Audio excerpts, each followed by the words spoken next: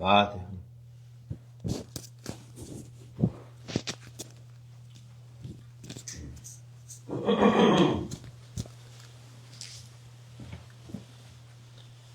Selamun Aleyküm.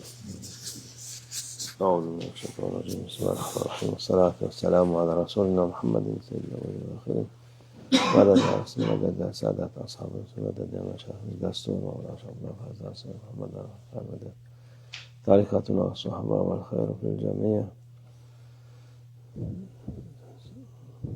ذا البحار فجرت صدق الله العظيم الله عز وجل kıyamet gününü bize söylüyor. Allah Almighty speaks profoundly about the day of judgment in the Holy Quran. Bu insanlar zanneder ki böyle ilelebet gidecek hiçbir şey olmayacak. People think that the world will just go on like this forever and nothing will ever happen. Kıyamet vakı olunda However, there is a day of judgment. gökyüzü yarılacak. There is a day of judgment about which Allah Almighty says that the sky will be torn apart, Yıldızlar saçılacak diyor. the stars will scatter, Allah Azze ve Celle deniz patlayacak diyor. and the seas will erupt. O bundan seneler önce İtalya'ya gittiydik. Orada bir yanardağ patlamıştı. Some years ago, we traveled to Italy, where a volcano had recently erupted. Koca dağ yarısı kalmamıştı. Half of that massive mountain was completely gone. O bir şey değil diyorlar. Burada o deniz var. Yani bunu bilim adamları söylüyor. Var büyük bir volkan var içinde. Yanardağ. O patlarsa dünyayı patlatır. But people say that this is nothing compared to the sea they have over there. At least this is what the scientists are claiming. They say that there is a massive volcano lying beneath the sea, and if it were to erupt, it would blow up the world, leaving absolutely nothing behind. Bir şey kalmaz. Onlar korkuyor ondan. They are absolutely terrified of this possibility. Korkacak bir şey yok. Yet there is, in fact, truly nothing to fear. Çünkü Allah Azze ve Celle'nin emri gelmedikçe Everything is simply waiting for Allah Almighty's command. her şey zaten Allah'ın emrini bekliyor.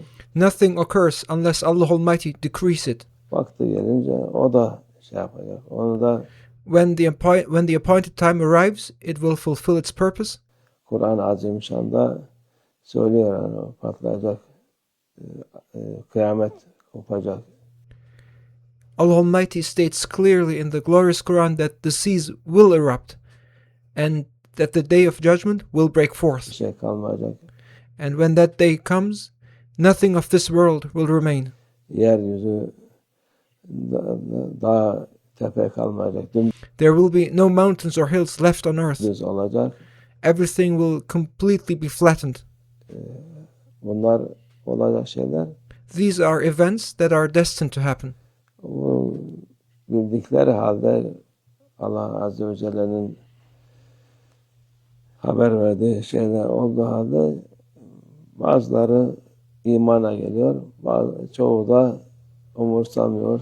Even though people know this, and despite Allah Almighty warning us about these events, only some come to faith, while the majority simply do not care. Bu tabiattır, ona bir şey yapamayız diye. They dismiss it as mere nature, claiming there's nothing we can do about it. Korkarlar yok. İşte gökten taş geliyor, vuracak, yeryüzünde şey yapacak. They have no fear of Allah Almighty. And they say things that a meteor will fall from the sky and strike the earth. Bazı Müslümanlar, ona inanan Müslümanlar da imanları zayıftır. And the Muslims who blindly believe in such narratives and let themselves be influenced by such narratives suffer from weak faith. İman vakti gelince bunlar hepsi olacak. Allah Azze ve Celle'nin dedikleri olacak. True faith is knowing that when the time comes, everything Allah Almighty has ordained will come to pass. Onun için sen kendi haline bak. Therefore, you should focus entirely on your own spiritual state. Başka şeye bakma. Do not let yourself be distracted by anything else. Bir şeyden korkma. Do not fear Allah anything. dediği olur. Whatever Allah Almighty decrees will happen. Başka şeye lüzum yok. So there's no need to worry. Sen korksan ne olacak? Korkmasan ne olacak? What difference does it make whether you are afraid or not? Kork, Allah'tan kork.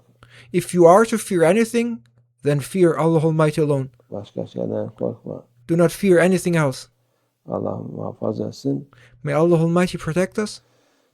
İmanımıza muhafaza etsin. May Allah Almighty safeguard our faith. Başka şey değil. There's nothing else to it. Öteki türlü çarpmış, patlamış, yanardağ patlamış, deprem olmuş, yapmış. Hepsi Allah Azze ve Celle'nin emriyle oluyor. Whether a meteor strikes, whether a volcano erupts, or an earthquake occurs, all these events happen solely by the command of Allah Almighty. Onu bilmek lazım. It is essential to understand this reality. İman budur. İman This is the very essence of true faith. Allah Azze ve Celle'nin her şey onun emrinde olduğuna iman etmektir.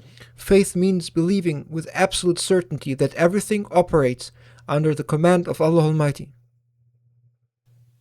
Öteki türlü gibi oynatırlar seni ondan sonra. Otherwise, the media and others will play with your mind like a Bir toy. haber çıkar şöyle oldu, bir haber çıkar böyle olacak diye insanlar ona inanır. Allah Azze ve Celle'nin mübarek sözlerine inanmaz. One news report says this happened. Another news report claims that that will happen. And people readily believe them, yet they refuse to believe the blessed words of Allah Almighty. Allah ıslah eylesin, May Allah Almighty guide us to righteousness. iman versin hepimize May Allah Almighty grant us all steadfast faith, inshallah. inşallah. Ve minallah tevfik. El Fatiha.